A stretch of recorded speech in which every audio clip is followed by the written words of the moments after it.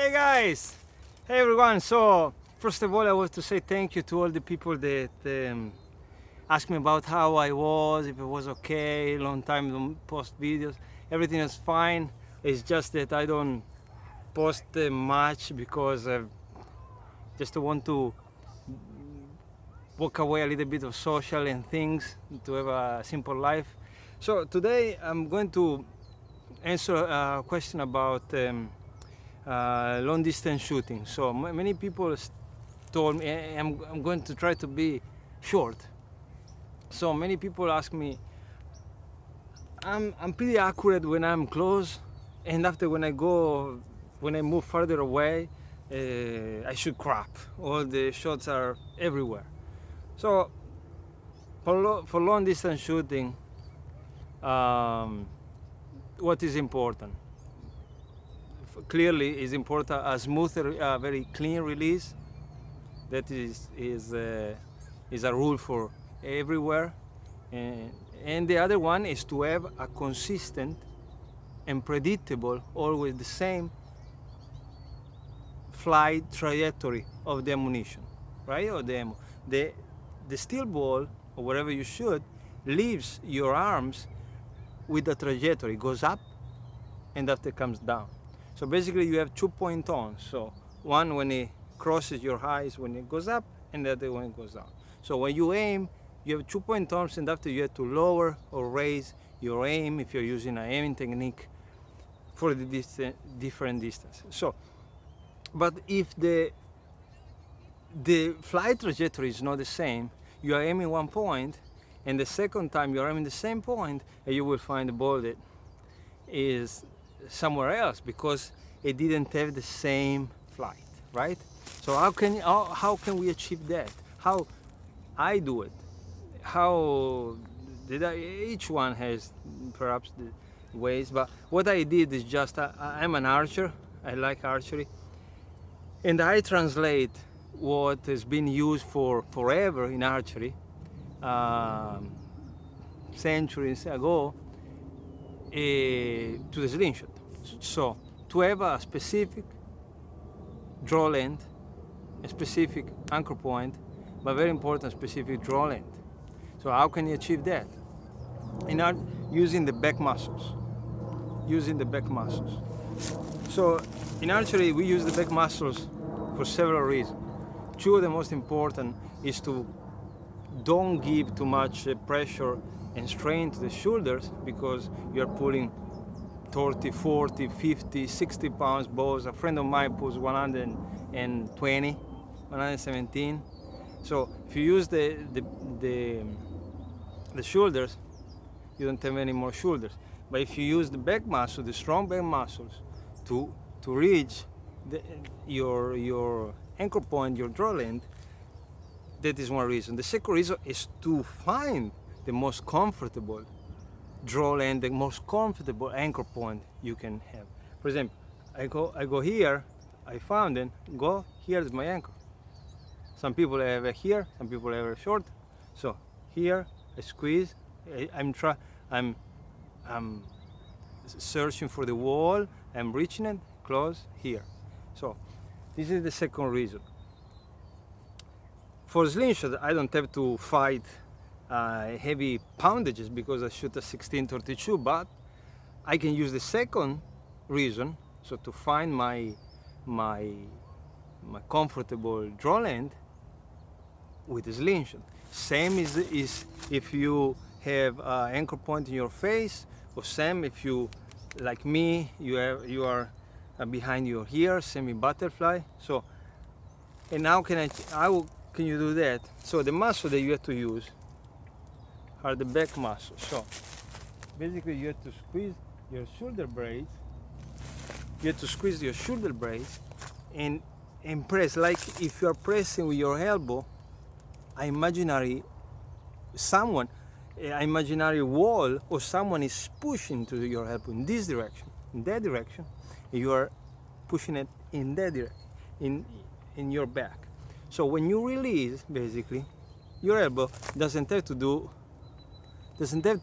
in that direction. So the opposite of the arrow.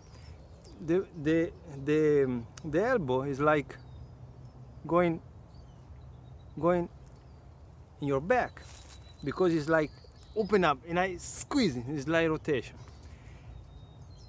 and it's important for slingshot in my case, because I can find a wall.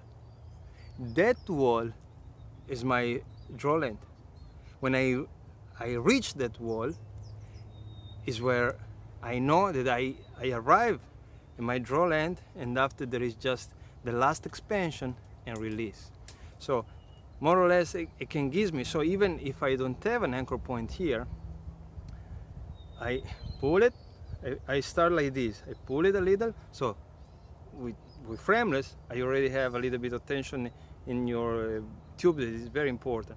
At this point I open my left arm, because here is already there, it doesn't move anymore. So I open up, and now I just go close, I aim, and now is another good point. So you put the case, you have your draw length and everything, and now you are aiming. Another thing that can throw off your flight trajectory is that if you flinch in the last moment, or if you say, oh, here no, it's not good, here is good, so something like that. And it's very good, it's very important to try to divide aiming from releasing, right? Otherwise you can jump in things a little bit more complicated. So you can have more jump on the target, you can have something people call target panic or whatever, and you can miss completely. So I don't care if I hit a can of 50 yards and all my other 10 shots are everywhere. I care more if I don't hit the can, but all my shots are more or less in the same place, right? So what I do is like, basically, I open up like this, I open, I go, I aim. At this point when I aim, I say, okay, that is the aim that I want. When I reach the aim that I want, I don't care about the aiming anymore. I don't care.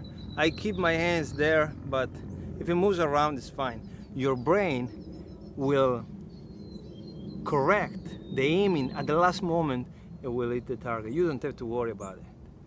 And it's normal to move. We are no machines. The only thing that I care when I reach here, so I open up, when I reach here, is that, okay, that the aim, I like it. So the last thing is this. Do you see this slight movement that I go back with my shoulder? Very short. It's very short. It's like millimeter, because I'm almost there. It's just the last moment I reach the wall, bam, and that is my trigger, and that is when I release.